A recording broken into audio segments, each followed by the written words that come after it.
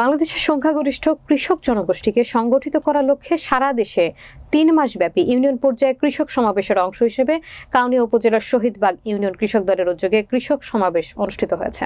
বিস্তারিত দেখুন কাউনিয়া উপজেলা প্রতিনিধি সাইফুল ইসলামের তথ্যচিত্রে।